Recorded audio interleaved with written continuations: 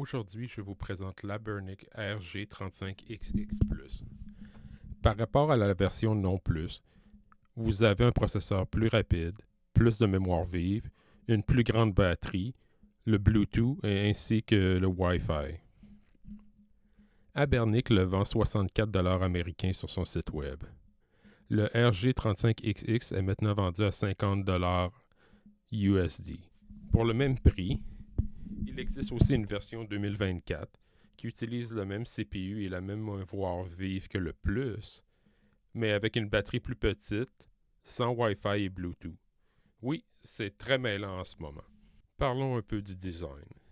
Le design est en grande partie le même que celui que la console non plus, le RG35XX. L'écran IPS de 3.5 pouces est toujours aussi brillant et lumineux. La première surprise est le poids supplémentaire dû à la batterie plus grande. En fait, de plus grande capacité. Tout le poids se trouve maintenant dans la partie inférieure de la console. Elle n'est pas trop lourde, mais elle est moins équilibrée que la RG35XX. La batterie est amovible, ce qui vous permet aussi de la changer. Ils annoncent maintenant 8 heures d'autonomie. Vous avez un port HDMI pour brancher la console sur la télé, et vous pouvez l'utiliser avec une manette sans fil de 2.4G. On peut aussi utiliser les manettes Bluetooth et le Wi-Fi pour les mises à jour et le multijoueur. Je n'ai pas testé le multijoueur par contre, car j'ai seulement une console. Le marketing parle de la puissance supplémentaire, vous disant maintenant que vous pouvez jouer aux jeux PSP et Dreamcast. Plus d'informations à ce sujet un petit peu plus tard dans la vidéo. Parlons maintenant du système d'exploitation. La console est toujours livrée avec le même système d'exploitation de base. Il est très fonctionnel, mais je préfère encore Garlic. Je n'ai pas installé Garlic en ce moment sur la console parce que je voulais savoir le niveau de performance et l'expérience utilisateur quand vous ouvrez la boîte. Je ferai peut-être une autre vidéo avec Garlic par contre. La console que j'ai reçue est livrée avec une carte mémoire remplie de ROM. Ces cartes FTF sont généralement de mauvaise qualité, donc le mieux est encore d'utiliser vos propres cartes SD. Vous ne pouvez pas supposer par contre que la console sera livrée avec des ROM. Ça dépend vraiment du vendeur. Testons quelques jeux.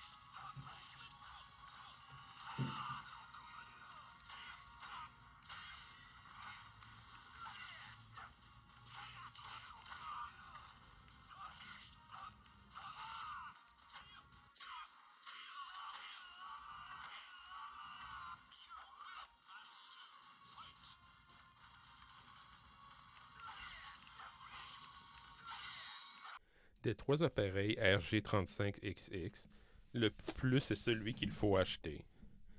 Pour 14$ de plus, vous avez Bluetooth, le Wi-Fi, des meilleurs boutons, ce qu'on appelle des shoulder boutons en anglais, un processeur plus rapide, plus de mémoire vive et une plus grande batterie. Entre le RG35XX et la version 2024, pour le même prix, je dirais qu'il faut prendre le 2024 pour avoir plus de puissance. Avec la puissance supplémentaire, vous pouvez maintenant jouer à des jeux PSP et Dreamcast, mais je les vois plutôt comme un bonus. Sur la carte mémoire qu'ils m'ont donnée, il y avait surtout des jeux 2D. Je comprends que c'est probablement un problème d'espace parce que j'ai acheté la moins chère. Par contre, vous n'avez pas de joystick, donc vous devez virtuellement en mapper un. Mais c'était frustrant dans Soul Calibur de ne pas pouvoir bouger et tourner autour de l'arène par défaut. Si la PSP et la Dreamcast sont vraiment vos consoles principales, je dirais que quelque chose avec un écran de 16 par 9 comme la Retroid Pocket 3 Plus, la 4 ou la 4 Pro est probablement une meilleure option. Si vous voulez toujours jouer en 4.3, vous voulez de la portabilité et une console moins chère, la R36S est peut-être un meilleur choix. Mais la qualité de fabrication était déficiente. En ce qui me concerne, la RG35X est mon daily driver. En anglais, ça va être la console que je vais traîner avec moi dans mon sac à dos pour être prêt à jouer à des jeux rapidement. J'ai aussi l'intention de garder l'appareil.